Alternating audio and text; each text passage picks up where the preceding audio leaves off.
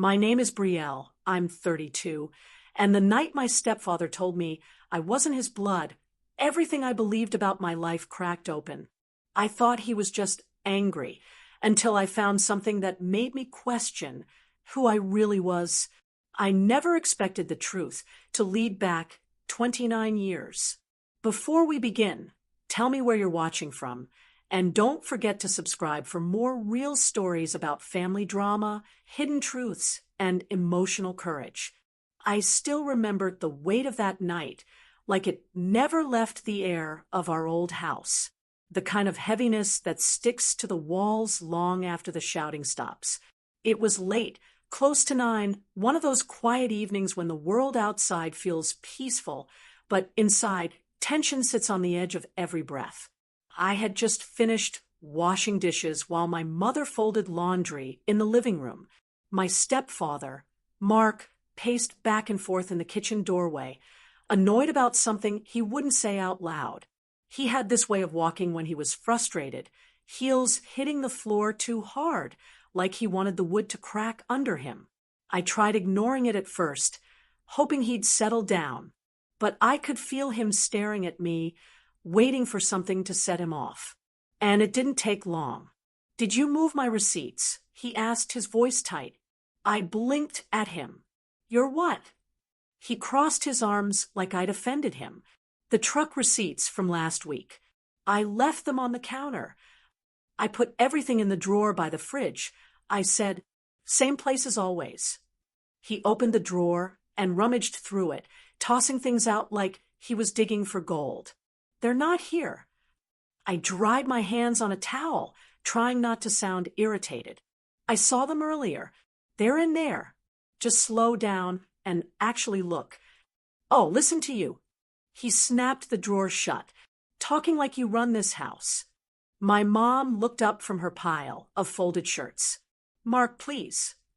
But he cut her off and turned his attention back to me. He didn't raise his voice yet, but it had that growing edge. "If you wouldn't touch my stuff, maybe things wouldn't go missing." I didn't touch anything except to put it away, I said, keeping my tone calm. "I do that every week." His jaw clenched. He stepped closer. "You act like I owe you something." My heart picked up, thumping harder than I wanted it to. These conversations with him always felt like walking through weeds, not knowing where a snake might be hiding. But usually the argument fizzled out before it went anywhere. Not that night. That night, he kept going. "You walk around here like this place belongs to you," he said, "like you've got some claim." "It's my home," I said quietly. "I've lived here most of my life." Mark's laugh was clipped, cold, wrong. "Home," he repeated. "You think this is your home?"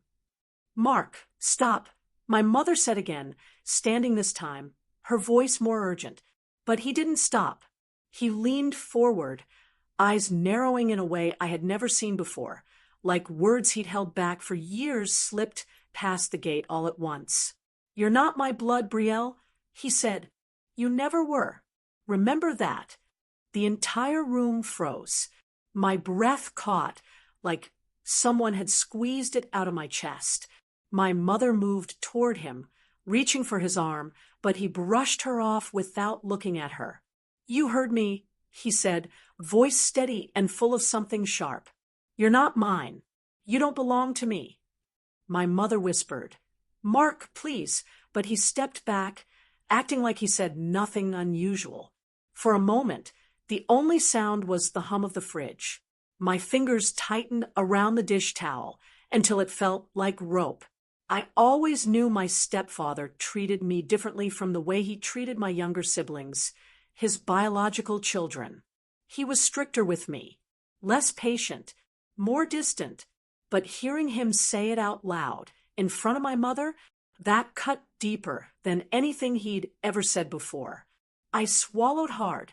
"Why would you say that?" He shrugged with a mocking softness. "Because it's true. That was all. No explanation. No softening. No pulling back the words like he regretted them. Just a blunt statement tossed at me like a stone he'd been saving. My mother grabbed my arm gently. Sweetheart, don't take his words to heart. He's upset. No, he snapped. I meant every word.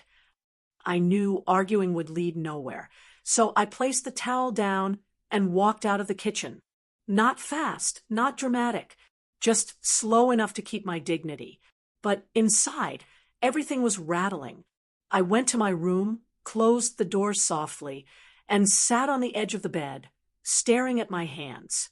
They trembled slightly, not from fear exactly, but from a kind of shock that made everything feel unreal. Who says something like that? And why now? The words replayed in my mind, each one landing harder than the last. You're not my blood.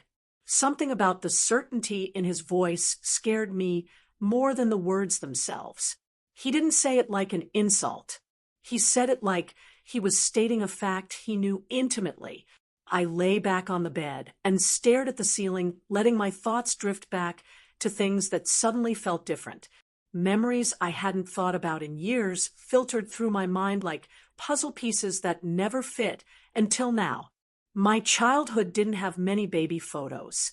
Whenever I asked my mother about them, she would say we lost boxes during moves or that the camera they used broke or some other excuse that didn't feel convincing but never sounded serious enough to question.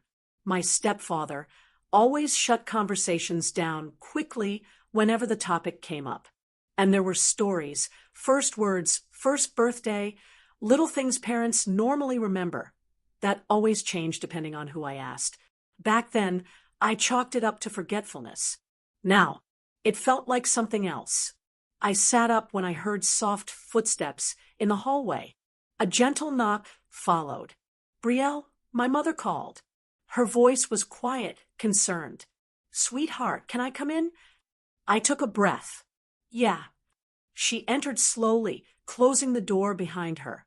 She stood for a moment, like she wasn't sure what to say, or if she should sit. I could tell she'd been crying. Her eyes were red, and her hands twisted nervously. I'm sorry for how he spoke to you, she said. He didn't mean it the way it sounded. Then how did he mean it? I asked. She hesitated. Far too long for comfort. Mom, I said, my voice cracking slightly, is there something you haven't told me? She shook her head quickly, too quickly. No, honey, you're letting his anger get to you. You know how he gets sometimes. He didn't sound angry, I said. He sounded sure. She didn't respond. She just looked toward the window like the truth might be hiding somewhere outside. Mom, I said softly, just tell me if there's something I should know. I'm not trying to make this bigger than it is. I need to understand why he said that. She pressed her fingers to her lips, then shook her head again. He shouldn't have said it. That's all. He's frustrated about work, about bills. Mom, I said, that wasn't a frustrated comment. She looked at me, eyes wet again, and whispered, please drop it. Her words shot a whole new kind of fear into me. She had never asked me to drop anything with that much desperation. It felt like she wanted to protect me from something or protect herself. She left quickly after that, mumbling something about checking on dinner, but I knew she just wanted to escape the conversation. The silence in my room stretched, tense and heavy. My chest felt tight, like the air wasn't reaching deep enough. I decided to step outside for fresh air, thinking a walk might help clear my mind. The night was cool, and the porch light cast a soft yellow glow across the driveway.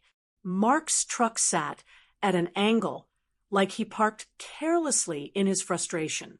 I walked past it, ready to head down the sidewalk, when a glimmer from the driver's side caught my eye. The glove compartment was slightly open. I don't know why it caught my attention. Maybe because Mark was obsessive about keeping his truck tidy. Maybe because I needed a distraction from my racing thoughts. Or maybe, deep down, I had a sense that something was off. I approached the truck slowly. The warm porch light barely reached it, making everything look shadowed.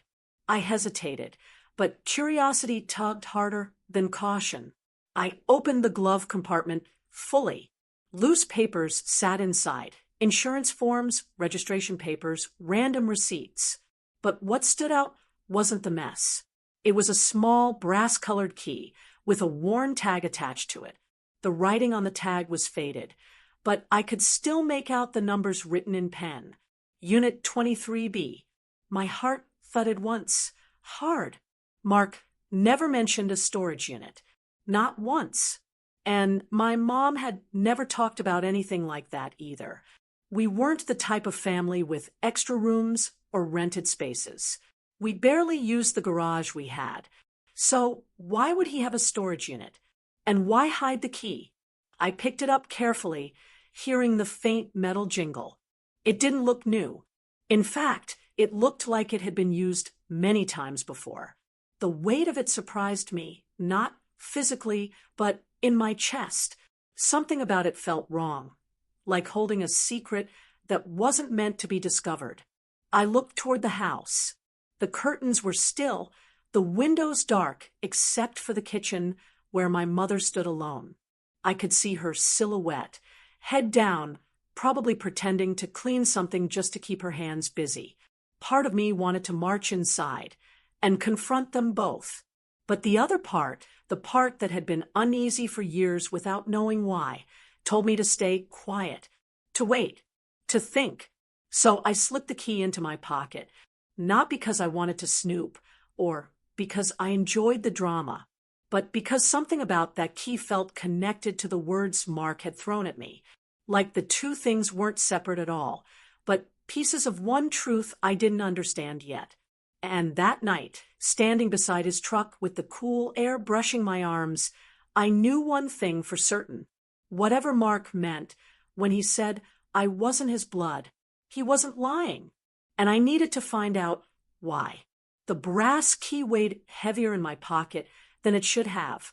My fingers rubbed over its smooth, worn edges as I walked back inside, trying to act normal. The house was quiet except for the soft hum of the refrigerator and the occasional creak of the floorboards beneath my own steps. My mom had gone back to the kitchen, pretending to tidy up, but I could sense her eyes on me, even without looking.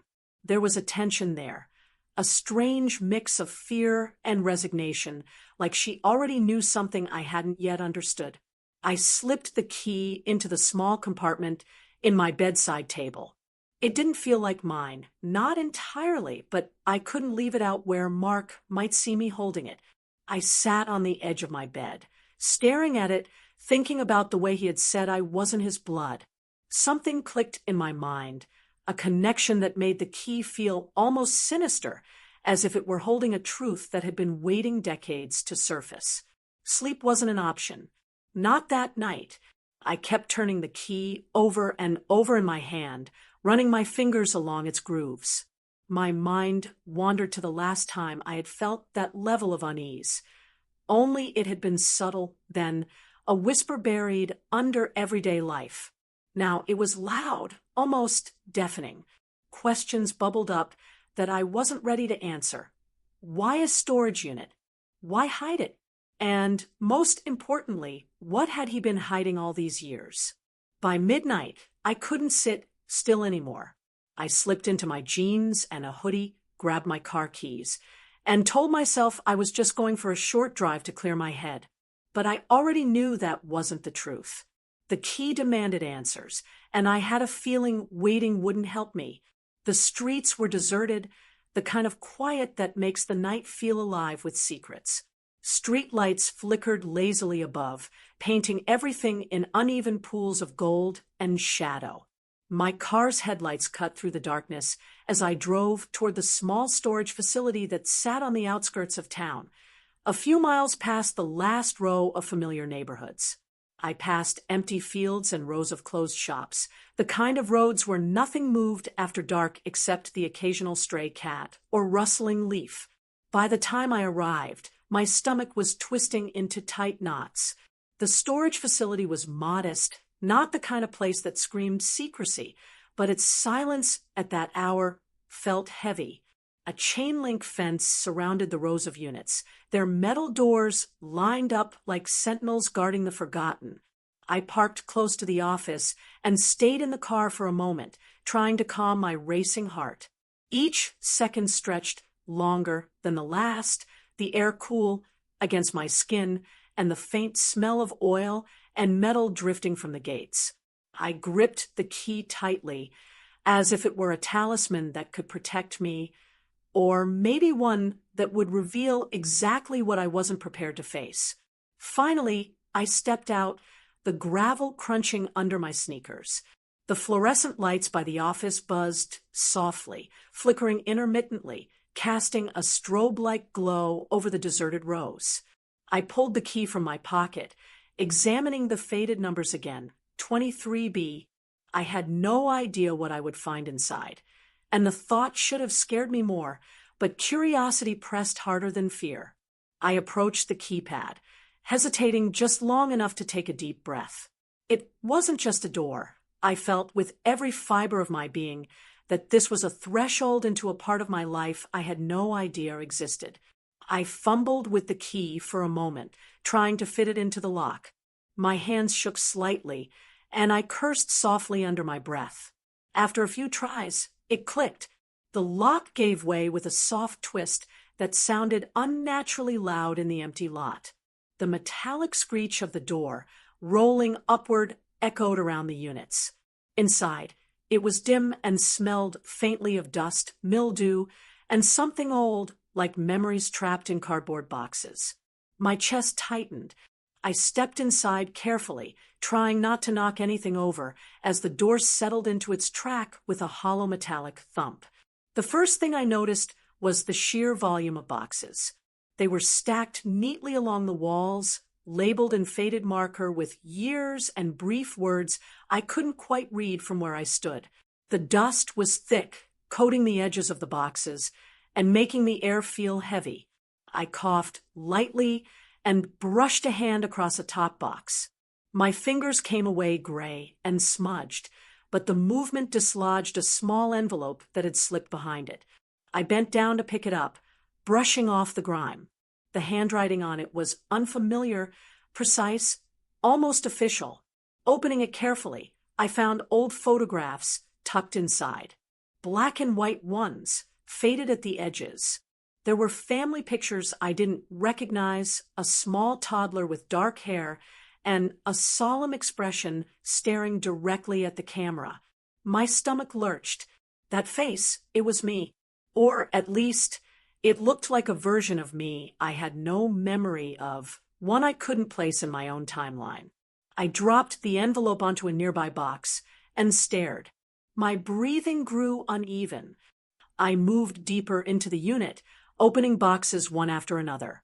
Each one held remnants of a life that wasn't mine, or maybe was but stolen in pieces.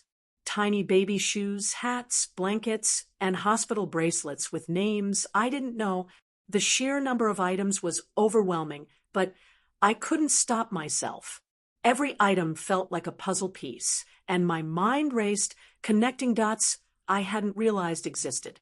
Then I found a box labeled with a year from long before I remembered being a child, 1996. My fingers froze as I pulled it down. Inside, there were flyers, missing child flyers from the state police. A toddler's photograph stared out from each one. The resemblance was uncanny. My throat went dry. I sat on the floor, flipping through the flyers, each one a deeper stab to my heart. The child's name wasn't Brielle, but the dates aligned with the gap in my own early childhood memories, the missing photos, and the stories that never made sense. I could feel my hands trembling. My heartbeat pounded in my ears. I heard a soft creak behind me and spun around, panicked. The storage unit was supposed to be empty. There was no one here, but I had that undeniable feeling of being watched. My mind raced. Was Mark following me? Was he monitoring this somehow? I told myself to calm down, that it was just nerves, but my gut refused to believe it. I continued exploring, methodical now despite the fear clawing at me. There were envelopes with old hospital records, discolored and brittle, detailing a birth that didn't match the paperwork I had at home. Different hospital, different name. The realization hit me like a punch to the chest. Everything I had known about my life, about my beginning, was probably a lie. The key in my pocket had led me here for a reason, and the reason was worse than I had imagined. I paused for a moment, leaning against a stack of boxes. My hands were clammy, my legs weak.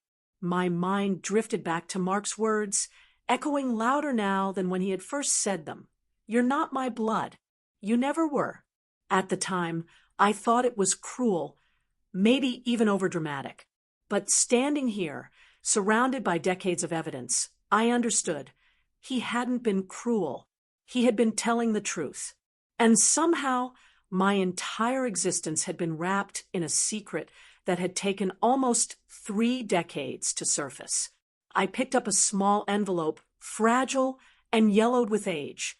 Inside was a letter addressed to a family I didn't recognize, written by a mother desperate and heartbroken. Every line was full of longing, fear, and unanswered questions. The handwriting was shaky, like it had been written in tears. As I read it, I felt my chest tighten further, my eyes burning. These weren't just papers. These were pieces of a story that had been stolen from me. A story I had a right to know. Time became irrelevant as I sifted through the contents. Hours could have passed, or minutes, but I didn't notice. Each box contained something new: toys, scrapbooks, hospital bands, photographs, letters, and even small items like a favorite blanket that smelled faintly of something familiar and comforting. The strangest part, none of it was familiar to me, and yet every piece tugged at something deep inside, a memory that wasn't mine but somehow felt like it belonged. By the time I looked up, the fluorescent lights flickered, as if signaling me to stop. My back ached from crouching, my arms were sore from lifting boxes, and my mind was racing faster than my body could keep up. I realized I had crossed a line. I wasn't just snooping anymore. I was uncovering a hidden part of my life, one that demanded answers, and I couldn't ignore it. I carefully gathered the most important items, the photographs, hospital bracelets, and letters, stacking them neatly in a box I found in the corner. I locked the storage unit back up, the metallic sound of the door rolling up echoing like a warning. The key felt heavier in my hand than before, as if the weight of the decades it had been hiding was now mine to carry. I drove home slowly, barely noticing the dark streets or the occasional flicker of a streetlight. My mind was consumed with the things I had found. The truth wasn't clear yet, but it was there, lurking, waiting for me to claim it. When I arrived home, I placed the key and the box on my desk. My fingers lingered over the brass key for a moment, thinking about all the doors it had opened, both literal and figurative. I didn't sleep that night, sitting instead in the quiet of my room, staring at the box, thinking about Mark's words and what they meant. The storage unit had revealed a part of my life I didn't know existed, and I knew, with a certainty that chilled me, that nothing would ever be the same again. By morning, I felt a strange mixture of fear and resolve. Fear of what I might uncover next, and resolve to keep going. I couldn't go back to living in ignorance. The key had opened a door, not just in the storage unit, but inside me, a door that demanded answers, demanded truth, and demanded that I face the reality of who I truly was. And I knew that facing it was only the beginning. The box I had carefully stacked on my desk felt heavier than I expected. I stared at it for a long time, my hands brushing over the rough cardboard edges. Each crease and dent in the box told a story, and somehow I felt the weight of decades pressing down on me. I didn't want to open it in front of anyone, not yet, not my mother, not Mark, not even myself in full awareness. I needed solitude, silence, and a heart steady enough to handle what lay inside. Finally, I cleared my desk, pulled up a chair, and settled myself. I took a deep breath, letting my eyes close for a moment. My heart thumped steadily, reminding me that every second in this quiet room was a countdown toward a truth I had no control over. I lifted the lid. Immediately, the smell of aged paper and faint baby powder hit me. My nose twitched as I pulled out the first bundle. Tiny baby clothes, folded neatly as if someone had taken care to preserve them. A small, knitted sweater in soft yellow. A pair of socks that could barely cover a newborn's feet. My fingers trembled as I held them up.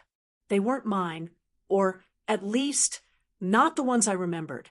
I had no memory of them, yet each item carried a strange intimacy, like a life lived parallel to my own, unseen and untold. I carefully set the clothes aside and dug deeper. Beneath them was a stack of photographs, black and white, curled at the corners. The first photo made my stomach knot. A little boy with dark hair and solemn eyes, staring at the camera as if he already understood life's injustices. The resemblance was impossible to ignore. That face, it was mine, but it wasn't. The way his gaze held the weight of something I hadn't yet felt in my own life made my chest ache. I dropped the photo onto the floor for a moment, just to steady my trembling hands. The next items I found made the air in my room feel thicker. Old hospital bracelets, each with a name I didn't recognize, dates that predated my earliest memory, and a small envelope tucked in one of the folds. I opened it with care. Inside were notes, scribbled by someone whose handwriting wavered between urgency and despair. A mother's desperate messages, written to the hospital and the authorities, detailing a child who had vanished, a life that had been cut off abruptly. My hands shook as I read each line. Every word echoed in my mind like an accusation, a plea, and a confession all at once. I sank into my chair, clutching the envelope as though it might shatter if I let it go. I tried to make sense of it all. There were tiny toys in the bottom of the box, plastic cars, a little stuffed bear, a rattle. The bear was missing an eye, the fur matted and thin from decades of use. Somehow, I could almost feel the hands that had once held it, the small, warm grip of someone I was meant to be. The thought was both comforting and horrifying. These objects were part of a life I had never lived, but they had been preserved as though someone had known I would one day return. I pulled out another envelope, this one thicker and heavier, with the word "important" scrawled across the front in bold letters. Inside, I found police flyers, missing child alerts, photographs, dates. I froze when I saw the name. It wasn't Brielle. The date of disappearance was decades ago. My heart raced as I stared at the image of a toddler with eyes that mirrored mine. The photo had been yellowed by age, but the resemblance was undeniable. Every feature, every curve of the lips, the shape of the chin, all mirrored me perfectly. I sank back into the chair, running my hands over my face. The room seemed to tilt, the walls breathing in and out with the weight of all I was uncovering. Memories I hadn't even realized were missing now bubbled to the surface in fragments. A lullaby I never knew the words to, a toy I couldn't remember owning, the sense of being carried by someone whose voice I couldn't place. Everything felt foreign and familiar all at once, like a dream I couldn't wake up from. I realized I had been holding my breath. Slowly, I exhaled, trying to steady myself. But then my eyes caught something I hadn't seen before. A small, folded piece of fabric, hand-embroidered with my initials, or the initials I had been given at birth.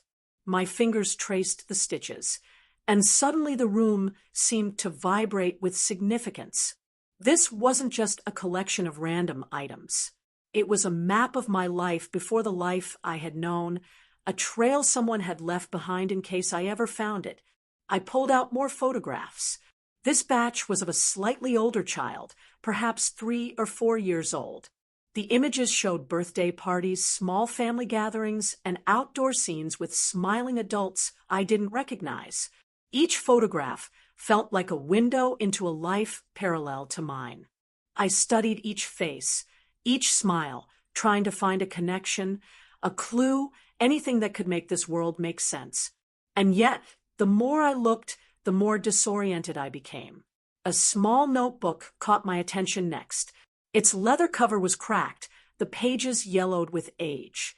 I flipped through it, discovering handwritten notes, daily logs from someone I assumed to be my biological mother.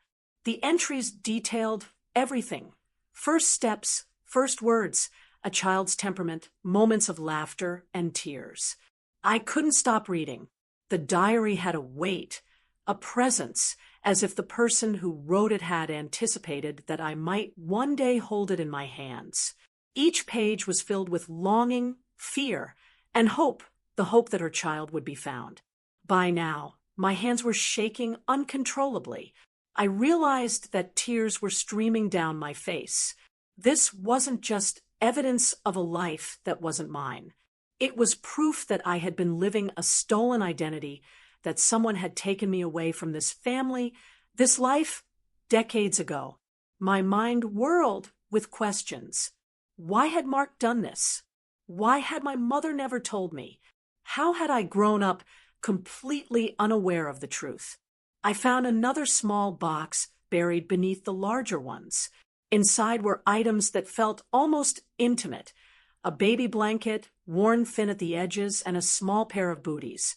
There was also a tiny note folded neatly, written in a hurried, almost panicked hand. If anyone ever finds this, please know the truth.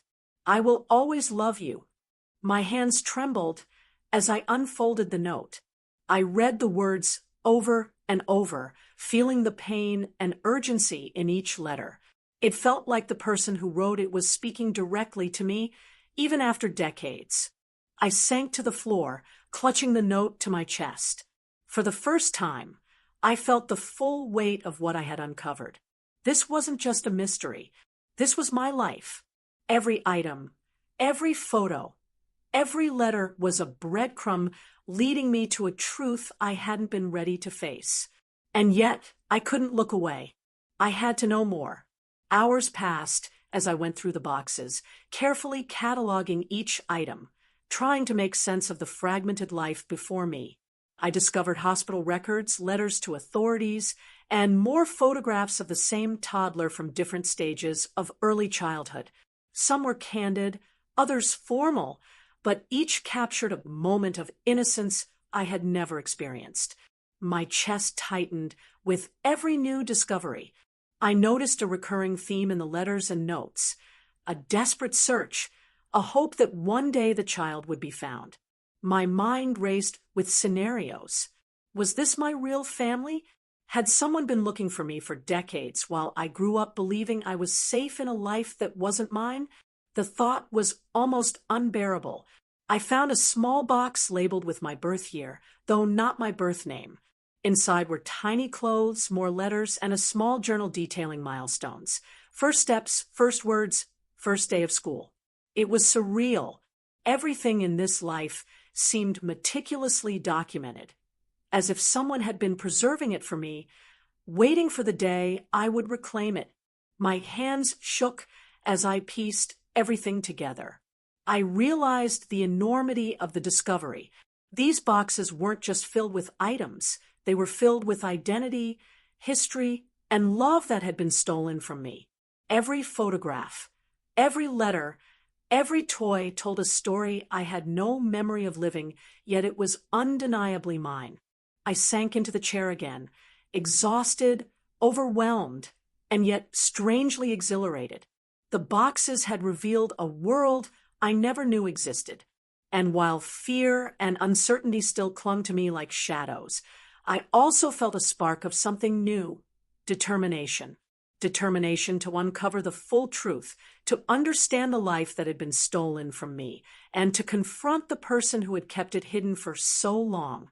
By the time I finally stopped sorting through the boxes, the first light of dawn was creeping through my window. I sat back, my body aching from hours of crouching and lifting, my mind buzzing with images, names, and faces. The weight of what I had discovered pressed down on me, but it was a heavy, necessary weight, the kind that only comes when the truth finally reveals itself. I knew, deep down, that nothing would ever be the same. Each item I had uncovered was a piece of the puzzle, a life that had been lost but was now slowly coming back together. And while the road ahead was uncertain, one thing was clear. I could no longer pretend that everything was normal. My life, my identity, my past, it had all been rewritten without my knowledge. And now it was time to reclaim it. I barely slept that night.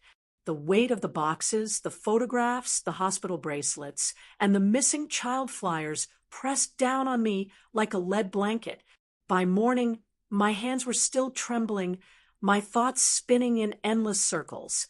I didn't know how to even begin processing what I had uncovered. Every object I had touched screamed a story that wasn't mine, yet somehow it had always been a part of me. I knew I couldn't stay silent any longer. I had to confront my mother. The thought made my stomach twist.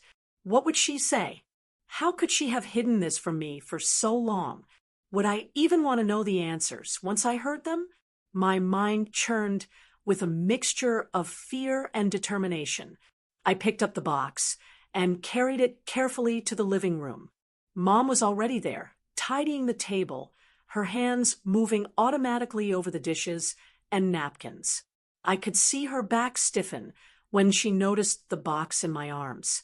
Her eyes flicked to mine, and for a moment she looked like a child herself, small, fragile, and terrified. "Mom," I said, my voice steady despite the storm inside me, "we need to talk." Now, she didn't respond at first. She set down what she was holding and slowly turned to face me, her hands twisting nervously. I could see the tension etched in her shoulders, the way her mouth pressed into a thin line, like she was holding back years of words that wanted to escape all at once. I found it," I said, almost whispering. "Everything. The boxes, the pictures, the letters." Her eyes widened, and for a moment she didn't breathe. Then she took a shaky step toward me. "Brielle, you shouldn't have seen that yet," she said, her voice cracking. "Why not?" I asked, my chest tight. "Why didn't you ever tell me?" She shook her head slowly, tears forming in the corners of her eyes. I tried to protect you.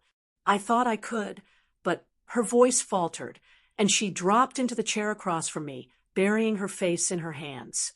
I sat down across from her, trying to keep my own emotions in check. "Protect me?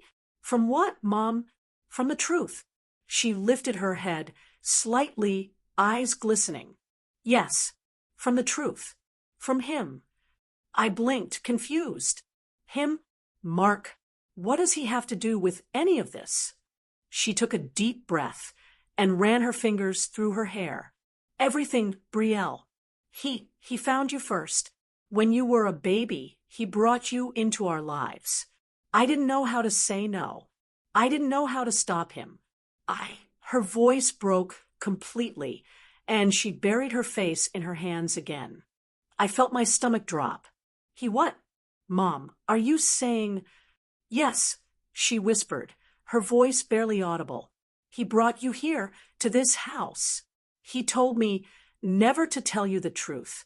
He said if anyone knew, if you ever found out, he would make sure you never felt safe." I stared at her, my mind racing. "But why? I don't understand. Why would he do that?" She shook her head. "I don't know all the reasons. He's always been controlling, Brielle. Always. From the beginning. But when he found you, he claimed you. And she swallowed hard, her hands trembling. "I was afraid. Afraid of losing you. Afraid of what he'd do if I spoke up. I thought keeping the secret was the only way to keep you safe." The room felt smaller suddenly, the air heavy and oppressive. My mind spun with the enormity of her words. For years, I had blamed myself for the distance between Mark and me. I had blamed my own shortcomings for his coldness, his harsh words, his cruelty. And now I understood. None of it had been my fault. None of it had been real. It had been a lie wrapped in fear and control.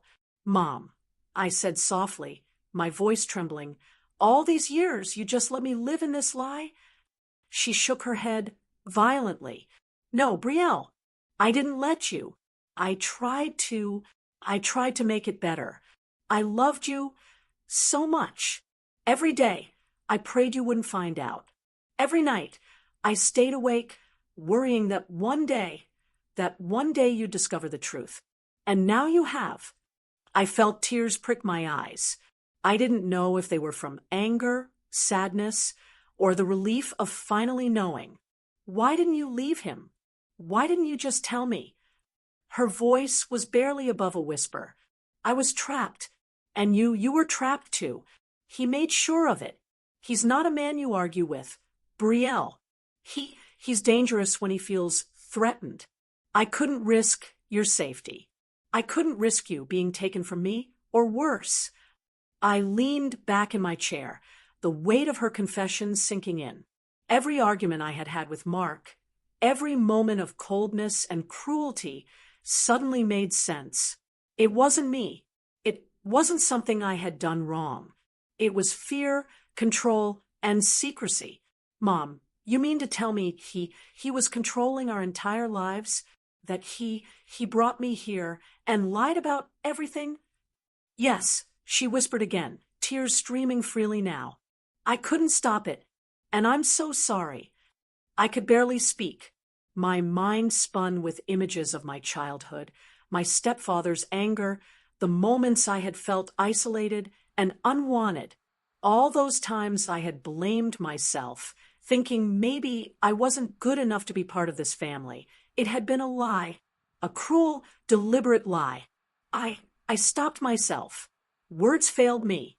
I wanted to scream, to demand answers, to shake her until the truth poured out in full. But instead, I sat in silence, letting her tears fall alongside mine. After a few moments, she reached out and took my hand.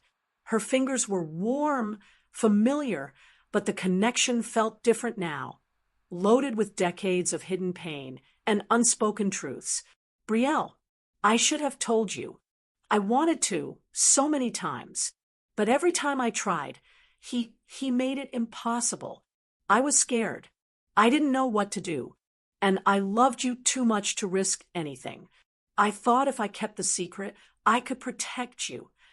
I squeezed her hand, though my chest still felt heavy. Protect me from what, Mom? From who I really was. From the truth of my life. Yes, she whispered.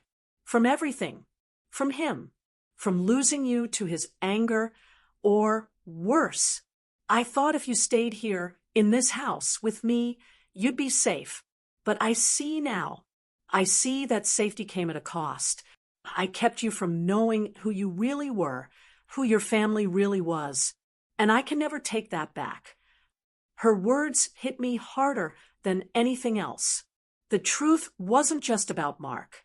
It was about my identity, my life, and everything I had believed about myself. I had grown up under a shadow of lies. And now that shadow was lifting, but it left behind a weight that was almost unbearable. I looked at her, really looked at her, and for the first time, I saw not just my mother, but a woman trapped in fear and love, forced to make impossible choices. Mom, I need to know everything, I said, my voice shaking but determined. I need the whole story. No more secrets. No more hiding. She nodded, wiping her face. I'll tell you everything, Brielle, but it's a lot, and some of it is hard to hear. Are you sure you want to know? Yes, I said firmly. I need to know. I have a right to know. I need to understand who I really am. She took a deep breath, her hands trembling. Okay, I'll start from the beginning. When you were born, your biological parents, she paused, biting her lip, they were trying to find a safe home for you. Circumstances, complicated circumstances, led to you being placed with Mark. He insisted on keeping you. I was too scared to resist him, and I wanted to protect you. So I agreed, thinking it was the only way you'd survive. I never imagined it would become this web of lies. I felt my throat tighten. The pieces were finally coming together. The missing life, the boxes, the photographs, it was all connected. My stepfather hadn't just been cruel. He had been deliberate. And my mother, my poor mother, had been caught in his control, powerless, terrified, and desperate. I sat back, letting the information wash over me. The truth was heavy, suffocating, and yet liberating. I had been living in a constructed reality, but now I could see the cracks. I could see the life that had been taken from me, the years stolen, and the family I had never known. For hours, my mother told me everything. Names, dates, events I couldn't have imagined. I listened, every word cutting deeper and deeper into my understanding of my own life. And through it all, I realized that the pain of the past, as much as it hurt, was necessary. Without it, I would never have known the truth. By the time she finished, I felt drained but awake, more alive than I had in years. I looked at her, my mother, and whispered, "Thank you, even though it's hard, thank you for telling me." She nodded, her own tears streaming down her cheeks. "I'm sorry, Brielle, for everything. But now, and we can start from here." For the first time, I felt the edges of a life I could reclaim. The path ahead was uncertain, but at least now I could walk it with my eyes open. I woke up that morning with a strange mix of exhaustion and clarity.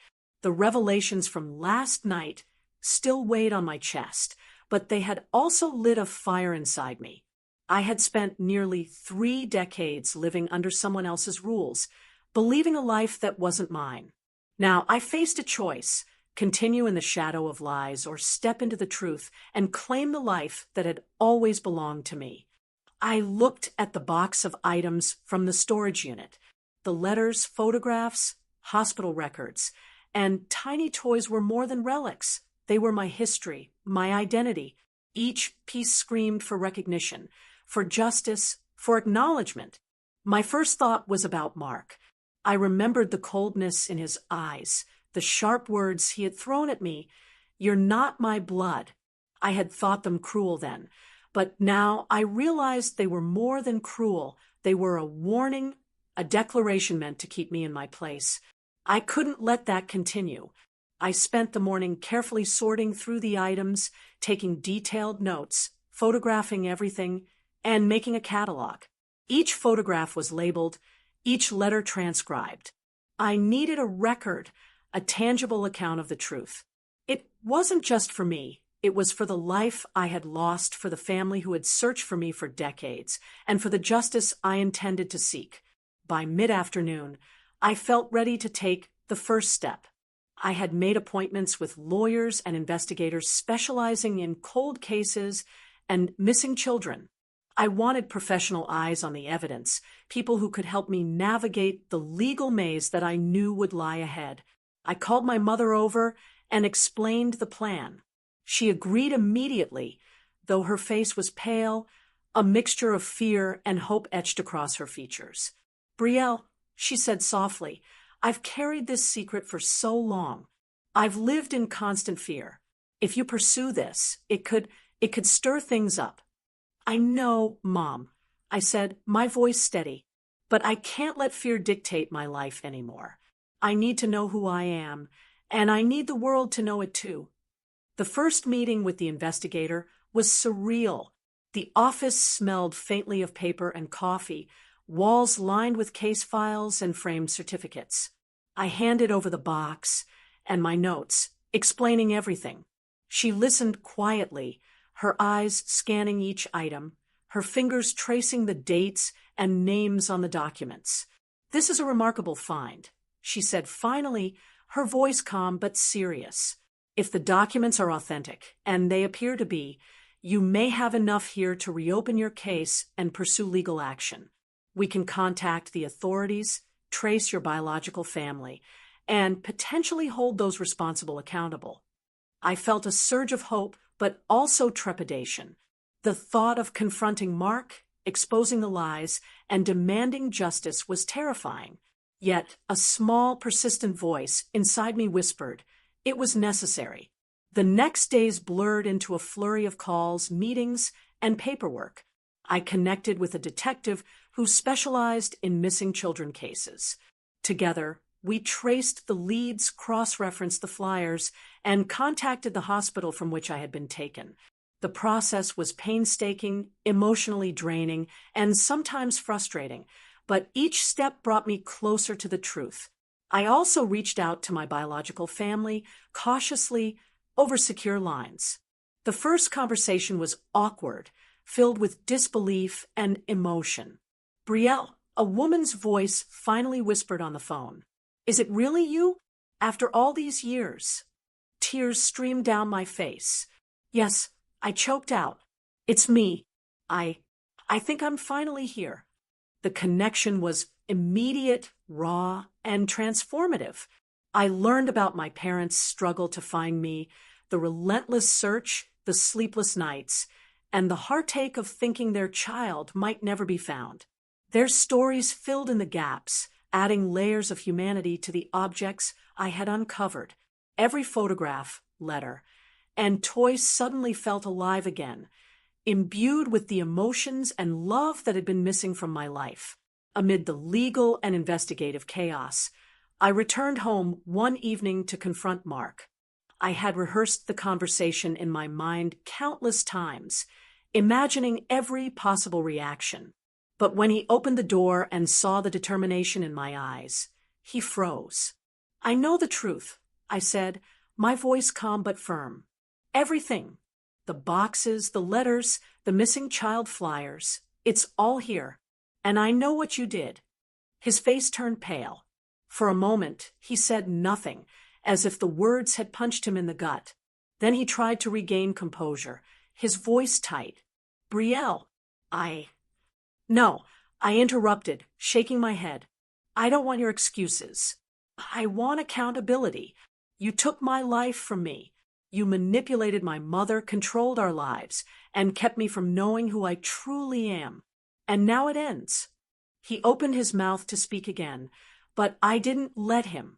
I'm contacting the authorities. I'm reclaiming my identity. I'm finding the family I was stolen from. And nothing you say will stop that. He stood there, silent, watching me with an expression I didn't recognize. For the first time, I realized that power had shifted.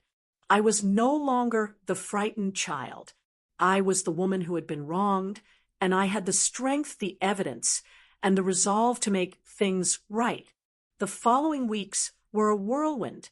Law enforcement opened an official investigation into my abduction. Mark was questioned extensively, his history and behavior scrutinized. Every lie, every attempt at manipulation was cataloged. Watching him squirm under the weight of truth was surreal. It wasn't vengeance I sought, it was justice, accountability, recognition of the life he had taken from me. At the same time, I immersed myself in my rediscovered identity. I visited the places from my early childhood photographs, met distant relatives, and pieced together the life I should have had. I discovered traits, hobbies, and quirks that mirrored my own, understanding how much of myself had been hidden or suppressed. Each discovery was both joyful and painful, a reminder of the years lost, yet a promise of the life I could now claim. I also forged a new relationship with my mother. We talked for hours, sometimes crying, sometimes laughing, as we rebuilt a bond strained by decades of secrecy. She apologized constantly, but I reassured her that I understood her fear. I had loved her all along, and now that we shared the truth, our connection felt deeper, more honest. One evening, I visited the local library to search through archived newspapers, looking for articles about missing children in the years I had been taken, I found an old article with my photograph, labeled clearly as missing, accompanied by a story about a family desperately searching for their child. The words made my chest tighten. I wasn't just a case file or a box of objects or a statistic. I was a person, someone who had been loved and lost, and now was found. The sense of empowerment was intoxicating. I realized that reclaiming my life wasn't just about confronting Mark or reconnecting with my biological family. It was about claiming my right to exist fully, to live authentically, and to take control of the narrative that had been stolen from me. Months passed, and the investigation concluded with Mark facing serious legal consequences for his actions. Watching the process unfold was bittersweet. I didn't feel triumph in the sense of revenge. I felt justice, a validation of my existence, a confirmation that the truth could not be buried forever.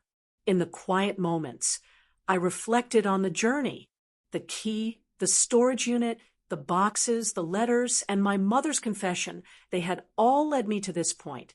I understood now that justice wasn't just legal, it was personal.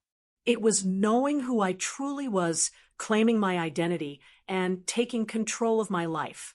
I also realized that identity is more than the family you are born into. It is shaped by the choices you make, the resilience you cultivate, and the love you carry for yourself and those around you. I had spent years feeling incomplete, but now I understood that my life, though fractured, could be whole again if I claimed it fully. One afternoon, I visited my biological parents for the first time in person. Seeing them, truly seeing them, was overwhelming. They embraced me tightly, tears streaming, their laughter and sobs intertwining. I held them back for a moment, simply listening to their hearts beat against mine, feeling a connection I had imagined but never believed possible. "This is the life you were meant to have," my mother whispered, "and now you can live it fully." I nodded, feeling tears sting my eyes. "I'm ready," I said, "ready to live the life I choose and honor the one that was taken from me." From that day forward, I took control of my narrative. I shared my story first with family, then with close friends, and eventually in forums dedicated to missing children and family reunions. The journey wasn't easy. There were moments of doubt, anger, and grief.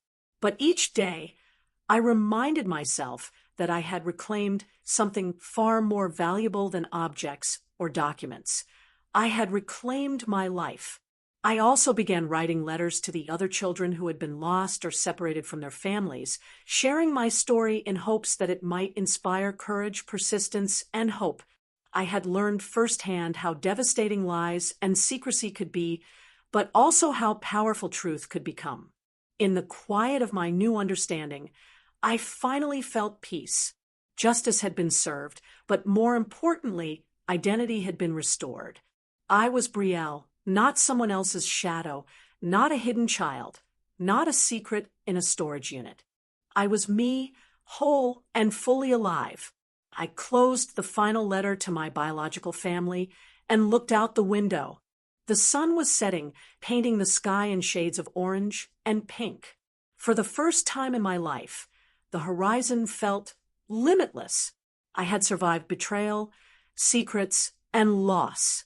I had uncovered truths hidden for decades, and I had chosen, with every ounce of courage I could muster, to claim the life that was always meant to be mine. For the first time, I felt free. The journey to reclaiming my life wasn't just about uncovering truths or holding someone accountable. It was about understanding who I truly am and embracing the life that had been waiting for me all along. Standing at the edge of that new chapter, I realized how fragile yet resilient life can be. Every photograph, every letter, every tiny object in that storage unit had been a bridge across decades, linking the child I once was with the woman I had become. I thought about all the moments I had spent doubting myself, wondering why my stepfather had been so cold, why my mother had seemed so fearful, why I had always felt slightly out of place in a life I thought was mine. Now, I saw that none of it was my fault. The years of confusion and pain had been imposed on me, but they had not broken me. Instead, they had shaped me, forged a determination I didn't know I possessed, and revealed a capacity for courage and forgiveness that had always been buried inside. Looking back, I understood that justice isn't always about punishment. It's about reclaiming control, demanding recognition, and ensuring that the truth is honored. Mark would face the consequences of his actions, but that was only one part of the equation. The more profound victory was in discovering my identity, reconnecting with my biological family, and establishing boundaries that protected me from further deception. I had learned to confront fear without flinching, to navigate the uncertainty of human emotions with empathy, and to accept that the past, no matter how painful, doesn't define who we are unless we let it. As I embraced my mother and later my biological parents, I realized that family isn't just about blood. It's about love, commitment, and the willingness to fight for each other, even when the circumstances are unbearable. My relationship with my mother transformed from one of quiet fear and hidden pain to one of honesty, vulnerability, and mutual respect. My biological family, who had never stopped searching for me, became a living testament to hope and perseverance. Through them, I rediscovered the pieces of myself that had been scattered, and I began to build a life that was authentically, irrevocably mine. Now, I stand on the threshold of a life reclaimed, a narrative rewritten by truth and courage. I choose to move forward without resentment, but with clarity, embracing every facet of my story, the pain, the betrayal, the discoveries, and the love that endured across decades. I am no longer a hidden child, no longer a secret kept behind doors and storage units. I am Brielle, fully present, fully alive, and fully in command of my own story. And as I look toward the horizon, I understand that while the past shaped me, it no longer confines me. The life I choose to claim is mine alone, and I intend to live it with honesty, strength, and an unshakable sense of self-worth, carrying forward the lessons of survival, resilience, and the profound truth that even the deepest wounds can give rise to the strongest and most authentic life imaginable.